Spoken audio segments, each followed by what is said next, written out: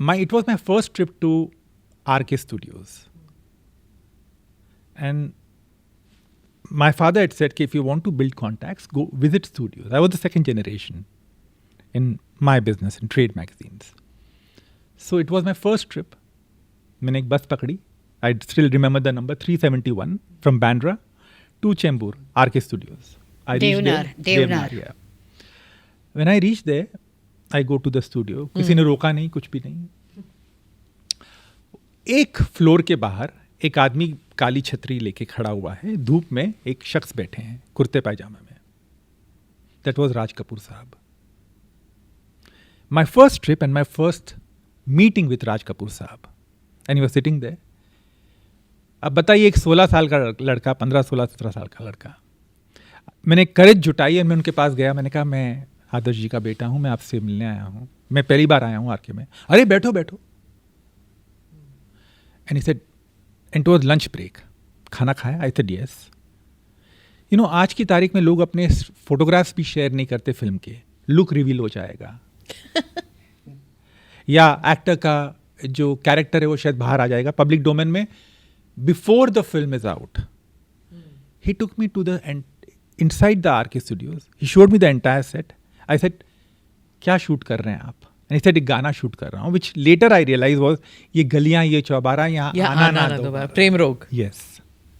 So I would like to add here that today nobody is allowed on the sets Yes, when you nobody is shoot. allowed, yes. But we used to walk into any studio. Yes. In the olden days, Bimal Roy, Raj Kapoor, B.R. Chopra, when they finished the final script, would send to each other for a feedback. And they would take the suggestions. For example, in Waqt, actually, B.R. Chopra wanted to cast the entire Kapoor family. That is Raj Kapoor, Shami Kapoor, Shashi Kapoor as the brothers. उनकी कहानी. Okay. उनकी कहानी नहीं थी, वक्त की कहानी थी. अर्थक्वेक होता है बलराज साहनी के. नहीं, but what I mean to say is that joint Yes, family families, separated yes, and put yes. together. So Bimal Roy said, don't make the mistake, because there is a scene in the film where Balraj Sahni is sitting in the Marine Drive parapet, and Rajkumar passes by and Shashi Kapoor passes by, and they don't recognize each other. And he says, if you take the real siblings, and when they are passing by and they don't recognize each other and the audience recognizes, people will not buy it. What I'm trying to say is that today nobody wants to share the script with their peer circle. They are not taking any feedback, which is showing in the end results.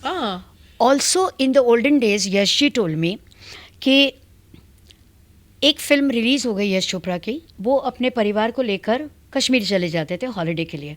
उसके पहले वो गुलशन नंदा के पास जाते थे और दाग की कहानी कंफर्म कर दी.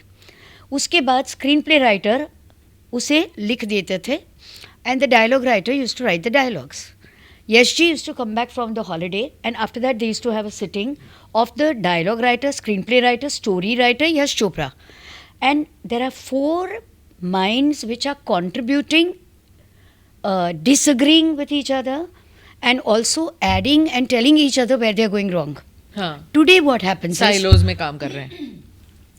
The filmmaker who produces the film wants to be the director, he wants to be the writer, sometimes he's a cinematographer also. So if you're going to hold all the leashes of the horse is going to go galloping I don't know where. And the final approval comes from the actor.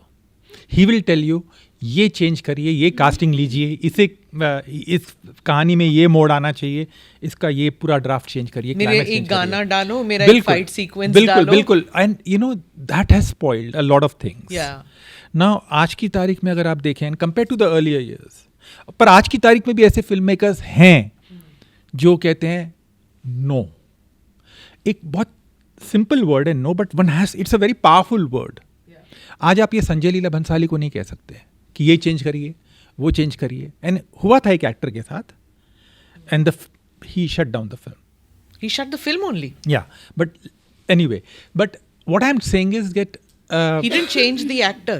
He just put the film out. Yeah, but the thing is कि क्या होता है कि आज SS Rajamouli है, उनको आप नहीं कह सकते कि ये चेंज करिए या वो चेंज करिए, because they have such conviction in there. conviction and the command over the script, over their craft is so enormous, is so beautiful that उनके सामने किसी एक्टर की, पर अन्य एक्टर्स जो हैं, कई actors actually they over rule कि नहीं, जो हमने कहा है वही होना चाहिए. एंड जो प्रोड्यूसर्स है, फिल्म मेकर्स है, वो आज की तारीख में इतने दबाव में हैं उन एक्टर्स के कि वो ये नहीं समझते कि हम फिल्म बना रहे हैं, हमें एक्टर्स को प्लीज नहीं करना चाहिए. भावना जी, मैं जानना चाह रहा हूँ, आपने ये बदलाव कब से आया? आपने बोला एक्टर्स के साथ जर्नलिस्ट के बहुत अच्छे रिश्ते होते थे, उसका फ़ायदा जर्नलिस्ट को भी होता था और एक्टर को भी होता था, मगर ये गैप कब से आया? आप नोटिस किया होगा जब बीच में लोग आए, पीआर वाले, या मेरे हिसाब से 70 के एंड दशक से मैंने शुरुआत की थी. Everything was all right. 80s also we were still meeting everybody. 80s के दशक में जैसे श्रीदेवी, जयप्रदा, माधुरी दीक्षित, जूही चावला आई, तो सबके अपने पर्सनालिटी के हिसाब से ज़्यादा मिलनसार होते थे या नहीं होते थे.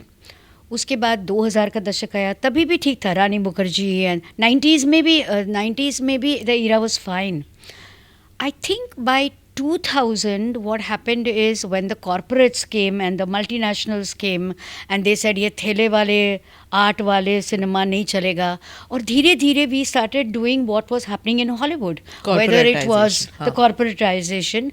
So I think that is the time, because जब कुछ नया होता है तो आपको पता नहीं होता है कि कितनी हद तक आपको जाना चाहिए. फॉर एग्जाम्पल जब कलर आया सिनेमा में, तो Eastman colour and the other colour, इतना ज़्यादा ब्लू कलर के कुशन, येलो कलर का सोफ़ा, पिंक कलर के, कोई एस्थेटिक्स नहीं समझ में आ रही थी. It was not in proportion, and that is what happened with these kind of managers. But I think by 2010 it was completely uncontrollable. Whether it was the vanity vans or whether it was the brand manager and some other manager, and उसमें loss उनका है, क्योंकि by not giving access to the journalist who is senior to that generation of stars, you are isolating the star, and she is being surrounded by those people who are actually frightened to tell her the truth. Or him. As a result, you are slowly surrounded by yes men, and there is no insight coming into it.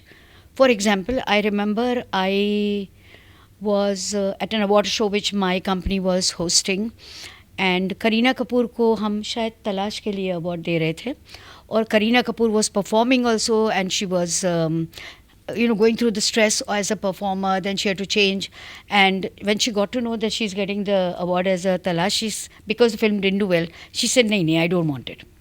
So my CEO told me, "Okay, you go and talk to her."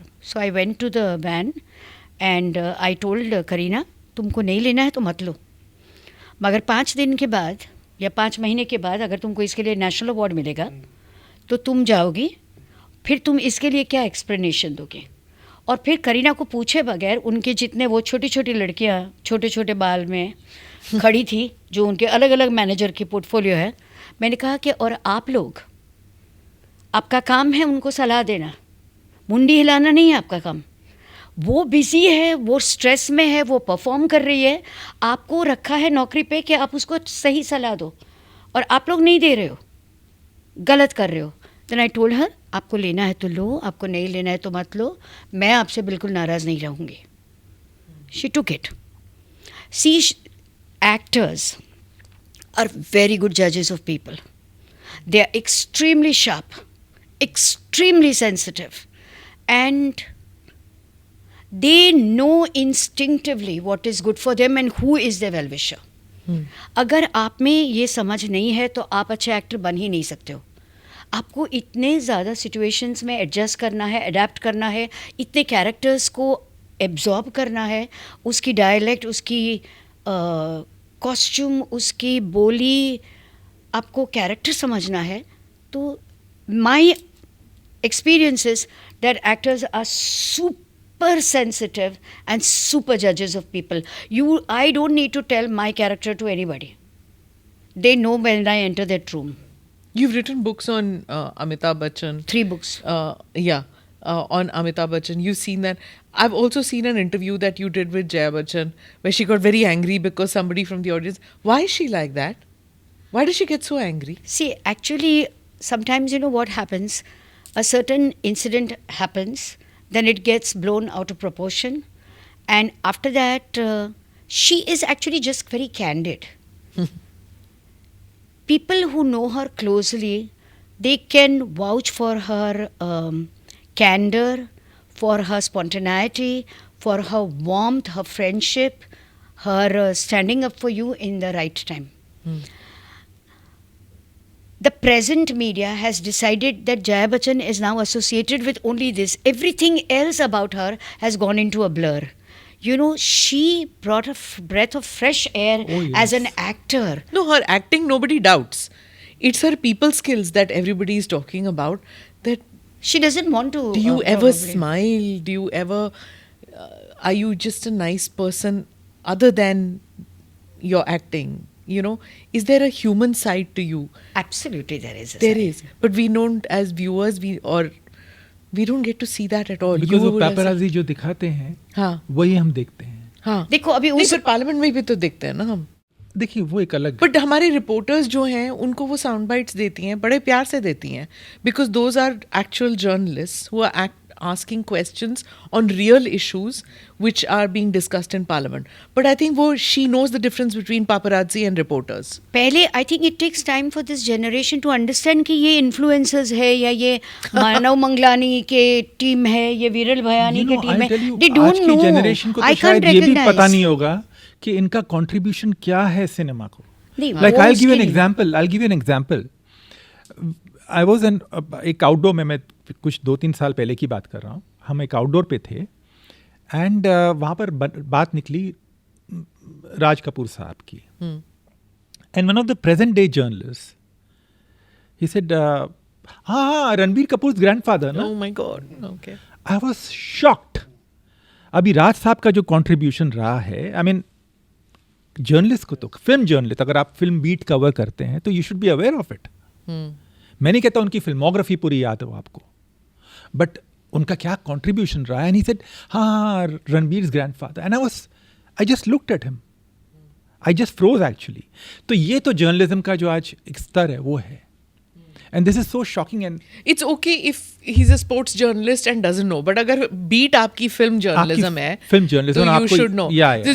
This is why when I come I am sure, you know, Raj साहब अगर alive होते तो he would be very proud. Probably, हाँ, exactly. But then, you know, that's not the introduction that he would want. Correct, also. yes. Yeah? हाँ. But अभी वो ऐसे ही है. एक शशि कपूर को दादा साहब फाल्के अवार्ड मिल रहा था इधर पृथ्वी थिएटर पे. तो मैं वहीदा जी और आशा जी के बीच में बैठी हुई थी. वो एक छोटी लड़की आके मुझे पूछ रही है कि आपके लेफ़्ट में कौन है और आपके राइट में कौन है, क्योंकि उनको ब्रीफ मिली थी कि उनको करना है. मगर आप कुछ और पूछ रहे थे ना, तो कहीं मैं और ये पूछ रहा था चले गए मैम, जैसे पापराजी वगैरह बॉम्बे में मिलते हैं तो आप मान सकते हैं जया जी न केवल एक बहुत बेहतरीन अभिनेत्री हैं, वो मेंबर ऑफ पार्लियामेंट भी बन गए. और पार्लियामेंट प्रेमाइसेस में ये तो विदाउट एक्रीडिटेशन कोई कॉमन मैन एंटर भी नहीं कर सकता. तो वहाँ पे भी जब हटिए आइए आप बैठिए मेरी गाड़ी में, जब ऐसा करते हैं तो किस पे गुस्सा निकाल रहे हैं, किससे, क्योंकि वो उनके साथ फोटो नहीं खिंचा रहे. वाला आप बैठिए मेरी गाड़ी में, वो एक कंडोलेंस मीटिंग में था. नहीं, यू आर राइट मैम, वो तो लेडी की गलती थी जो उनके साथ फोटो खिंचाना चाह रही है वहाँ. जो कंडोलेंस मीटिंग में कोई ऐसा अटेम्प्ट करता है तो स्वाभाविक है गुस्सा आएगा. हम पर्टिकुलर बात करें वो as a member of parliament, जब पार्लियामेंट में जर्नलिस्टों को, मतलब मैं जानता हूँ कि आपको पता है नहीं, पार्लियामेंट प्रेमाइसेस में विदाउट एक्रीडिटेशन जर्नलिस्ट को एंटर ही नहीं कर सकता.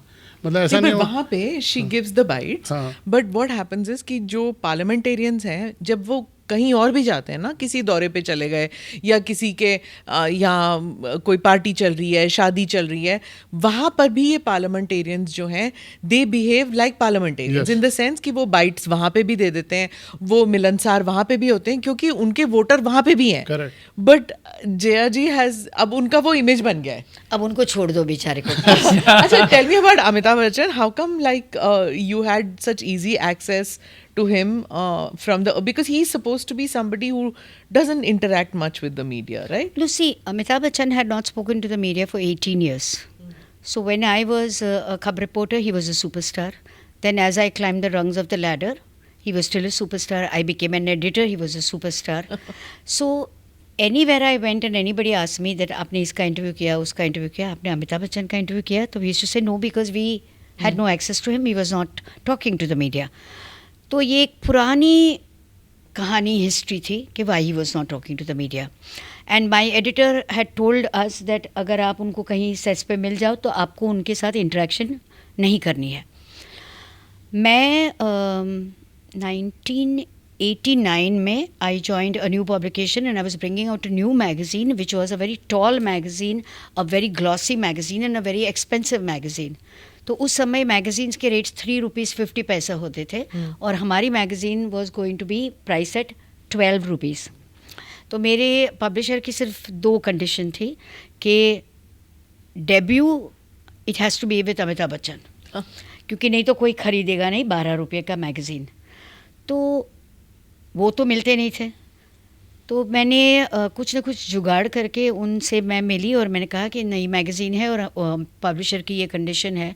तो उन्होंने कहा कि I am not allowed by the lawyer to speak, but if you have any other way I can help you. So I said okay, I want your photographs. Because क्या है कि उनके सेट पे कोई photographer was also not allowed. तो किसी photographer के पास उनके फोटोग्राफ्स भी नहीं थे नए वाले to launch a magazine. Minimum you need 1 for the cover and 2-3 for the inside. So he said okay, I'll give it to you. and उतनी बीच में मैंने स्टोरी तो तैयार करवा ली थी, मैंने खुद ही लिखी थी. फिर अब सब कुछ अंदर गया था, अभी खाली प्रिंट में जाना बाकी था और फोटोग्राफ्स हमारे पास थे नहीं. So the publisher was thinking that should we delay the party and should we delay the release. तो I was passing his bungalow and I was really desperate. So in a piece of paper I wrote a note and I said, you had said that you're going to give me pictures and it's really getting late. And I gave it to the watchman and he said कि हम ऐसे नहीं लेते. मैंने कहा नहीं, लेना ही पड़ेगा करके मैं चली आई ऑफिस. शाम को उन्होंने तस्वीरें भेज दी और कुछ मुझे ऐसे इस तरह से बताया गया कि अच्छे पेपर में नोट लिख कर भेजना दूसरी बार. तो because I had interacted with him in 1990, the magazine came out in 89 and in 1991 he decided on an impulse to lift the ban on the media.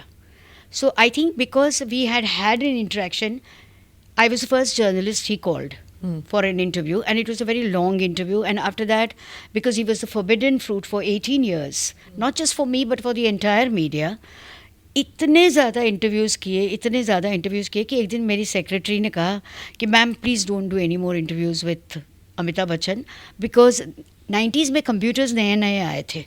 तो फाइल सेव होती थी तो A Bachchan, Amitabh Bachchan, big B, something else, A B baby करके. She sing now I am writing my family members name for his thing.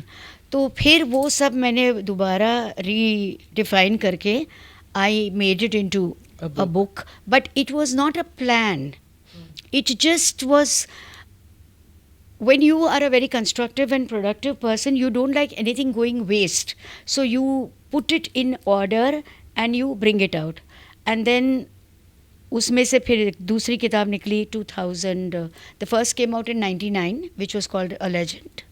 And the second came out in 2009, which was called Bachanalia, which was about his posters and his trivia.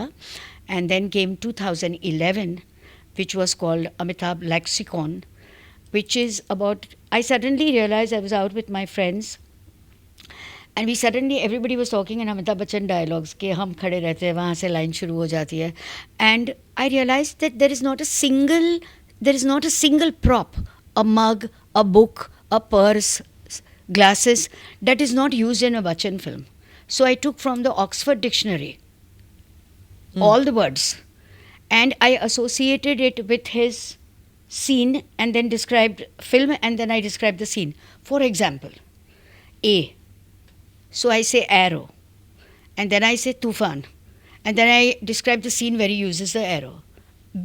एक ही example दे रही हूँ हर alphabet से. B. Bottle, Sharabi, and I give that scene with Om Prakash. Then C. Chain, then Zanjeer. फिर वो यहाँ से जो वो घोड़ा निकलता है. D. Dolphin, फिल्म अजूबा. तो वो डॉल्फिन निकलती है. That was such a bizarre film. Yeah. अजूबा. मैं कुछ भी नहीं सुनूंगी अजूबा के खिलाफ क्योंकि शशि कपूर मेरे फेवरेट एक्टर है and I had a crush on him till he lived and even when he was old I used to go to Prithvi theatre and say you are gorgeous and I love you.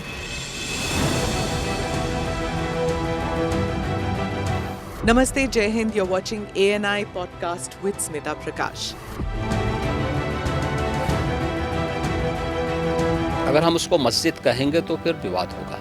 The issue is टूटा है क्या भारत? 400 पार का मतलब ये है कि संविधान खतरे में है. क्या हम लोग ये निर्देश देते हैं कि फला को गिरफ्तार करके जेल डाल दें? वही तो कह रहे हैं सब. ये बेबुनियाद निराधार आरोप. सच्चा सुनना चाहो देखो स्मिता प्रकाश ANI. It does not lie.